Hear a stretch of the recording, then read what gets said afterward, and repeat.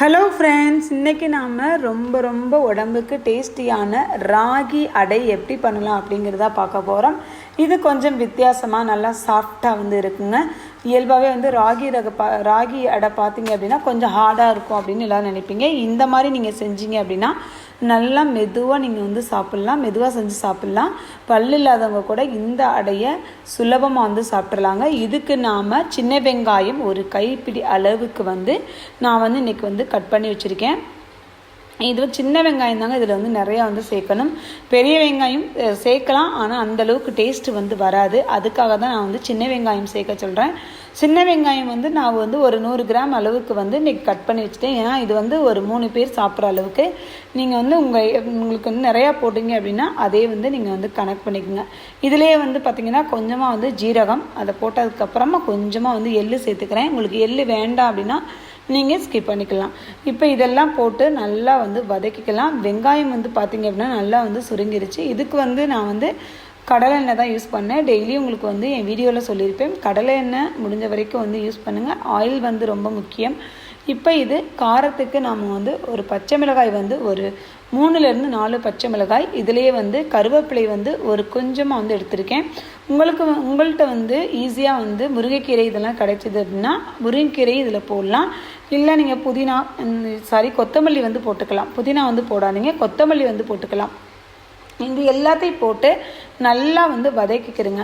இது நல்லா வதங்கிருச்சுங்க. ஏன்னா நல்லா வெங்காயம்லாம் சுருங்கிருச்சு. இப்போ நாம் இந்த ஸ்டேஜில் தண்ணி ஊற்ற போகிறோம். இதில் ஒன்று நல்லா கவனிச்சுக்கோங்க.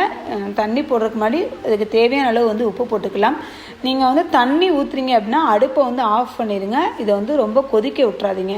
கொதிக்க விட்டிங்கன்னா உங்களுக்கு டோட்டலாக மாறிடும். ஏன்னா நல்லா வெந்துடும்.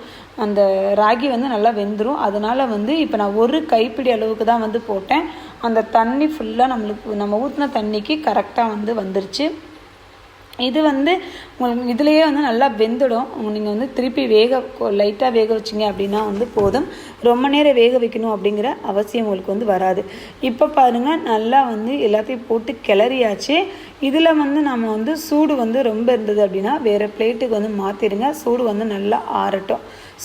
சூடு ஆறுற வரைக்கும் கொஞ்சம் நேரம் வெயிட் பண்ணுங்கள். இப்போ இந்த கொஞ்சம், அதாவது ரொம்ப தண்ணியாக இருந்துச்சுன்னா கொஞ்சம் மாவு இன்னும் கொஞ்சம் சேர்த்து கூட கிண்டிக்குங்க. ரொம்ப தண்ணி போட்டிங்கன்னா நம்மளுக்கு கூழ் மாதிரி ஆகிடும். நீங்கள் அடை செய்ய முடியாது. அதனால தான் சொல்கிறேன். இப்போ நாம் கொஞ்சமாக அதுலேயே மாவு போட்டு நல்லா கிளறி விட்டுக்கலாம். கிளறி விட்டு இது நான் வேறு ஒரு இதில் நம்ம சப்பாத்திலாம் தேய்ப்போம் இல்லையா, இந்த கட்டையில் எடுத்துட்டு சூடு இன்னமே இருந்து தண்ணியை தொட்டு நல்லா மாவை ஒன்றா பிசைய ஆரம்பிச்சிட்டேன். இது கொஞ்சம் மாவு ஒட்டுற மாதிரி தான் இருக்கும் கீழே. ஆனால் நம்மளுக்கு ஈஸியாக செஞ்சலாம். நீங்கள் இப்போ உருட்டும் போதே தெரியும் உங்களுக்கு மாவு அவ்வளோ சாஃப்டாக இருக்கும். ராகி நீங்கள் அடை ரொட்டி பண்ணும்போது இவ்வளோ சாஃப்டாக இருக்கா அப்படிங்கிறது உங்களுக்கு தெரியவே தெரியாது. அவ்வளோ அளவுக்கு சாஃப்டாக இருக்குங்க. சப்பாத்தியை காட்டிலும்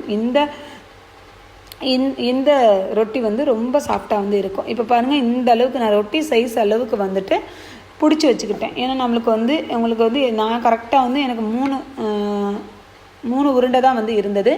ஏன்னா இதுவே போதும் நம்மளுக்கு. ஒரு ஆளுக்கு ஒரு உருண்டை அந்த மாதிரி கனெக்ட் பண்ணிக்கோங்க. நீங்கள் நிறையா சாப்பிட்டீங்க அப்படின்னா நிறையா கூட போட்டுக்குங்க. இப்போ நாம் உருண்டையை நல்லா எல்லா மாவையும் சேர்த்து பிடிச்சி வச்சாச்சு. இப்போ இதை எடுத்து வேறு பிளேட்டில் மாற்றிடலாம். இதை கீழே கொஞ்சம் ஒட்டும். ஏன்னு கேட்டிங்கன்னா நம்ம நல்லா தண்ணியாக இருக்கனால கொஞ்சம் ரொம்ப தண்ணியாக இருக்காததுக்காக நம்மளுக்கு மாவு வெந்தனால கீழே ஒட்டுற மாதிரி இருக்கும்.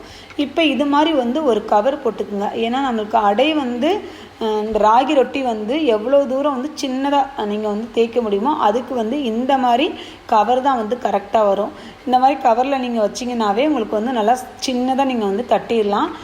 ஏன்னா இதுதான் நம்மளுக்கு கரெக்டாக வரும். இது போடுறதும் ஈஸி தாங்க, தட்டுறது ரொம்ப ஈஸி தான். இல்லை நீங்கள் கையிலேயே தட்டுறதுனால சம்டைம்ஸ் உடஞ்சி போயிடும். ஆனால் இந்த மாதிரி நீங்கள் தட்டினீங்க அப்படின்னா உங்களுக்கு உடையவும் செய்யாது. இதை தண்ணியை ஒரு வேறு பவுலில் எடுத்துக்கிட்டு அதை தொட்டு இந்த மாதிரி நீங்கள் நல்லா தட்டினீங்க அப்படின்னா நல்லா எவ்வளோ லேசாக தட்ட முடியுமோ அவ்வளோ லேசாக தட்டிடலாம். நீங்கள் ரொம்ப ஈஸி தாங்க. இந்த மெத்தடை நீங்கள் ஃபாலோ பண்ணுங்கள். இப்போ நாம் அடையை நல்லா பாருங்கள், உங்களுக்கு தெரியும் ரொம்ப லேசாக தான் நான் இன்றைக்கி தட்டியிருக்கேன். அடையை தட்டி முடிச்சதுக்கப்புறமா நீங்கள் தோசைக்கல்லை நல்லா சூடு பண்ணிடலாம். சூடு பண்ணிவிட்டு கொஞ்சமாக ஆயில் போடலாம். ஆயில் போட்டு நல்லா எல்லா இடமும் வந்து பரவுற மாதிரி வந்து அந்த ஆயிலை வந்து ஸ்ப்ரெட் பண்ணி விடுங்க. இப்போ கொஞ்சமாக தான் ஆயில் வந்து நான் வந்து போட்டிருக்கேன். இதுலேயே வந்து பார்த்திங்கன்னா நல்லா எல்லா இடமும் அந்த கடாயை வந்து ஸ்ப்ரெட் பண்ணி விடலாம். பண்ணிவிட்டு நம்ம வந்து நல்லா வந்து காயட்டும். நல்லா காஞ்சதுக்கு அப்புறமா இதை வந்து நம்ம வந்து போட்டுக்கலாம். எப்பயுமே வந்து ராகி ரொட்டி பண்ணும்போது நீங்கள் வந்து நினைப்பீங்க சில டைம் வந்து கல் மாடு ஆகிடும், சாப்பிட்றதுக்கு ரொம்ப கஷ்டமாக இருக்கும் அப்படின்னு யோசிப்பீங்க. இந்த மாதிரி ஒரு டைம் நீங்கள் பண்ணி பாருங்கள். நீங்கள் சாப்பிட்டது உங்களுக்கு வந்து ரொம்ப ஈஸியாக வந்து உள்ளே போயிடும். நீங்கள் சாப்பிட்டீங்க ராகி அடையானே உங்களுக்கு வந்து ரொம்ப கன்ஃபியூஸாக இருக்கும். இங்கே பாருங்கள், இந்த மாதிரி தான் நான் கவரில் வச்சுருக்கேன். அப்படியே கீழே கவுத்துனீங்க அப்படின்னா உங்களுக்கு வந்து சூப்பராக வந்து கையிலேயே வந்து வந்துடும்.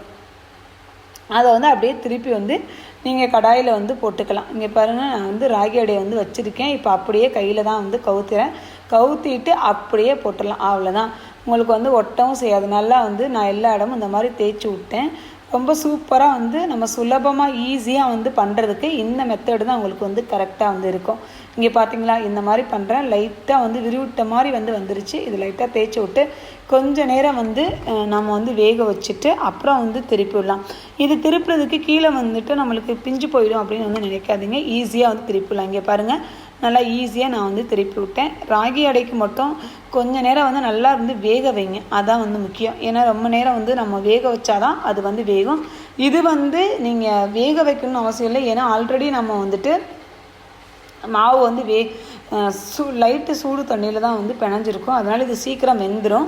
ஆனாலும் நீங்கள் வந்து கொஞ்சம் நேரம் நல்லா முருக விட்டு எடுத்தீங்க அப்படின்னா சூப்பரான ராகி அடை வந்து ராகி ரொட்டி வந்து ரெடி ஆயிரும். அடை ரொட்டி எப்படி வேணாலும் நீங்கள் வந்து சொல்லிக்கலாம். இப்போ நம்ம நல்லா வந்து முருக வச்சிடும். ஏன்னா நல்லா முருகும் போது அதை சாப்பிட்றதுக்கு ரொம்ப டேஸ்ட்டாக வந்து இருக்கும். இதுக்கு வந்து நீங்கள் வந்து தேங்காய் சட்னி இந்த மாதிரி உங்களுக்கு எது பிடிக்குமோ அதை வந்து நீங்கள் எடுத்துக்கலாம். நான் வந்து இன்றைக்கி வந்துட்டு இதுக்கு பனங்கருப்பட்டி தான் வந்து எடுத்திருக்கேன். ஏன்னா இது வந்து நம்ம பனங்கருப்பட்டியோடு அதை தொட்டு சாப்பிடும்போது நம்மளுக்கு இன்னுமே வந்து டேஸ்ட்டு அல்டிமேட்டாக வந்து இருக்கும். இப்போ நம்ம திருப்பி விட்டுட்டு கொஞ்சம் நேரம் வந்து வேக வைக்கலாம். இப்படி கொஞ்சம் நேரம் வந்து மேலே லைட்டாக கொஞ்சம் கொஞ்சமாக எண்ணெயை வந்து சேர்த்து திருப்பி விட்டு இந்த சைடு பார்த்தீங்க அப்படின்னா சூப்பரான ராகி ரொட்டி ரெடிங்க. இந்த வீடியோ இப்போ தான் ஃபஸ்ட் டைம் பார்க்குறீங்க அப்படின்னா மறக்காமல் லைக் பண்ணுங்கள், ஷேர் பண்ணுங்கள், கமெண்ட் பண்ணுங்கள், சப்ஸ்கிரைப் பண்ணிடுங்க. இதே மாதிரி ஹெல்த்தி வீடியோ நாளைக்கு நம்ம வந்து பார்க்கலாம். சூப்பராக அடை வந்து ரொட்டி வந்து நம்மளுக்கு வந்து ரெடி ஆயிடுச்சு. இங்கே பாருங்கள், நல்லா உடையாமல் நம்மளுக்கு வந்து எந்த பிசுறு எதுவுமே இல்லாமல் சூப்பராக ரொட்டி வந்து எடுத்தாச்சு.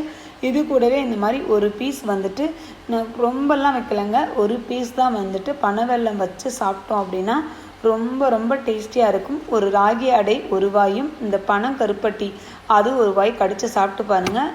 சும்மா அல்டிமேட்டாக வந்து இருக்கும். ஓகே ஃப்ரெண்ட்ஸ், இதே மாதிரி இன்னொரு வீடியோ நாளைக்கு பார்க்கலாம். ஓகே, பாய்.